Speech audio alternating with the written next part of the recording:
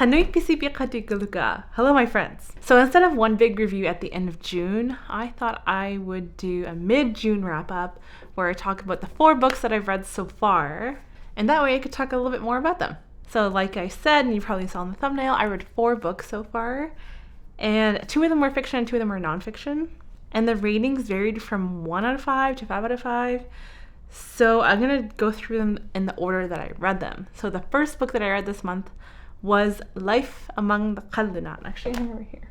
So I read Life Among the Qallunat first, and this is by Minnie Adler Freeman, who grew up in one of the Inuit communities in James Bay, which is just south of Hudson Bay, and it takes place in 1950s. So the first quarter follows her life in Ottawa, and it talks about her trying to adjust to living in the city. And then the last 3 quarters, which I loved it, take you through her life living in James Bay. And it goes through Inuit life, customs, and language really well. So it talks about her childhood, and then it talks about how she was forced to go to school, and then her experiences at the school, and then how she got to home in summer, and then all the complications in between.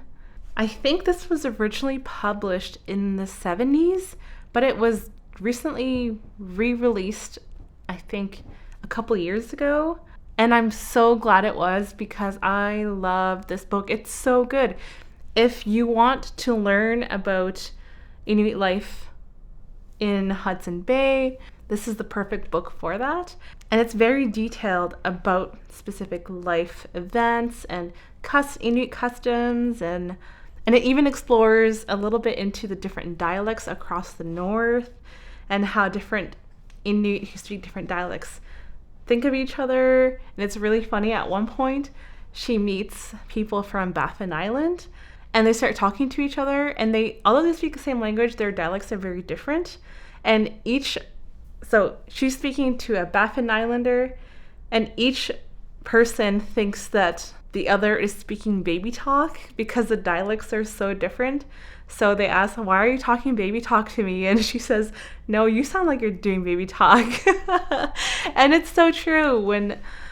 Whenever I go traveling to the mainland in Nunavut and I talk to mainlanders Inuit, their dialect is different, and sometimes it's funny to see the differences. So this is a very accurate and detailed account of Inuit life, for sure, like 100%. As you can see, I put a lot of notes in it. I think this book resonated with me especially because I've been feeling pretty homesick lately. Usually I would have been home for about a month at this point, but with everything happening, travel restrictions to Nunavut are extremely strict. Actually, they're the strictest in Canada. Before you can go up, you had to spend a month in quarantine in a gateway city. So for me, I had to spend 2 weeks in a hotel room in Ottawa before I can go up, which is crazy and time-consuming and expensive. So this book came to me at a perfect time when I was feeling homesick, and I love this book. I gave it 5 out of 5. Yeah, I really like this book. So the next book that I read is Girl Stop Apologizing, and that is part of my second Goodreads challenge, which was to read the winners of 8 sections. And man, did I not like this book. I actually was thinking about not finishing it because I just really did not like it. And I thought that I would like it. That book was just not for me. I don't think it was directed at me, or this is not the right time for me to read that book. So there's a lot of stuff aimed at mothers, and I'm not a mother, so I didn't get a lot out of the book.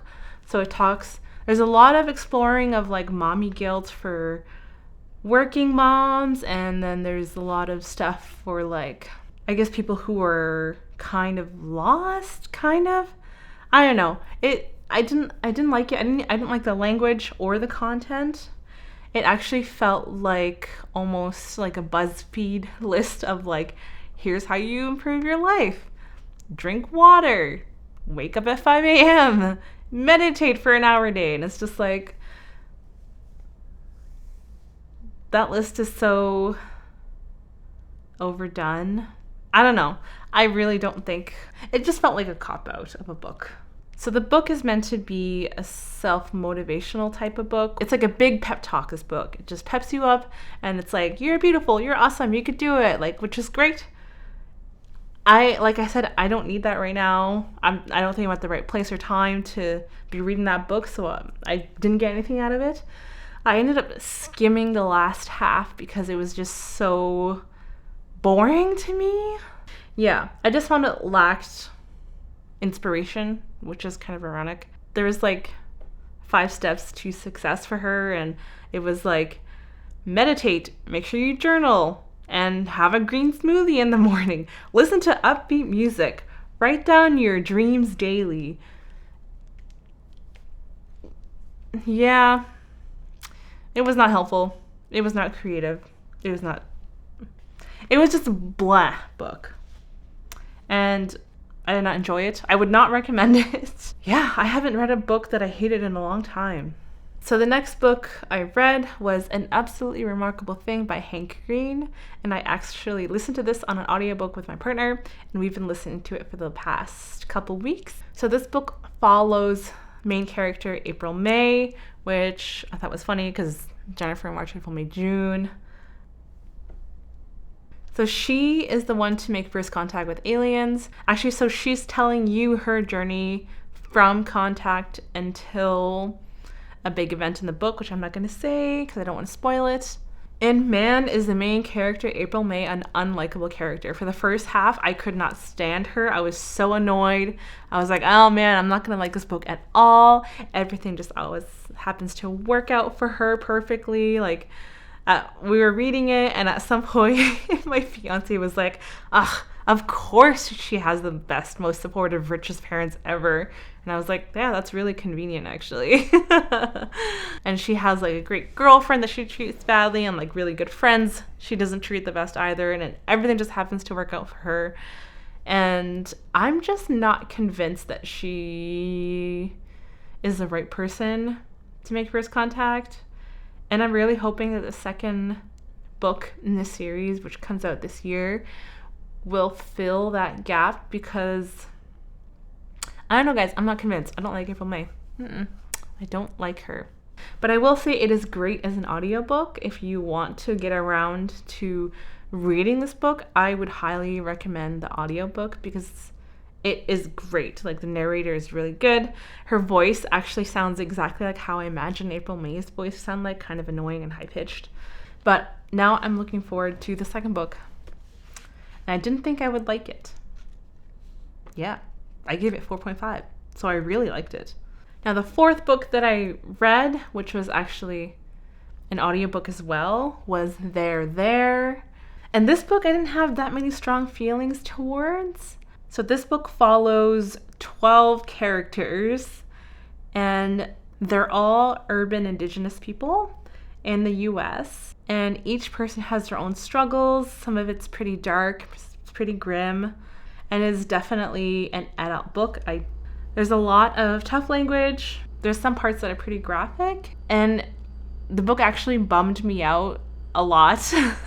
I don't know about you guys, but especially right now when I'm not spending as much time outside or with people, I get bummed out pretty easily, and this book kind of bummed me out more. But yes, it follows 12 characters, and I only really got attached to 2 of them. The rest, I actually kept getting them mixed up, and I couldn't keep track, because when you're listening, there's so many different voices, but some of them sound the same, so you're like, oh, that's the same person from before, but it's not.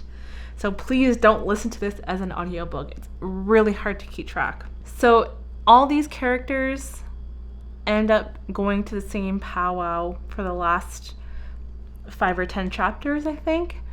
And the powwow is in Oakland, and stuff happens at the powwow. And I was on the edge of my seat for the last 5 chapters. I was like, I need to keep listening. I can't put this down. And it enticed me for the last 5 chapters, for sure. But up until that point, I wasn't really invested in it. But I kind of want to pick up the physical book to see if it'll be easier to keep track of all these 12 characters. once I see them, and I could flip back between pages easily. But overall, the book was a little bit ambitious with the number of characters. It wasn't terrible, it wasn't great, but I know it has a lot of accolades. I don't know, I didn't like it. Well, I did not like it. It's a 3 out of 5 stars, which is to me, that's an indifferent score. Yeah, so that was the 4 books that I've read so far. Yeah, I kind of like doing the mid-June wrap-up because I feel like it's not a long video at the end of June where I'm like, I read all these books in June. That would be a bit much. Let me know if any of you guys have read any of the books that I mentioned and if you guys like them or not. And give my channel a like, a thumbs up, because it really helps me out. I am still a super small channel and I'd like to keep doing this.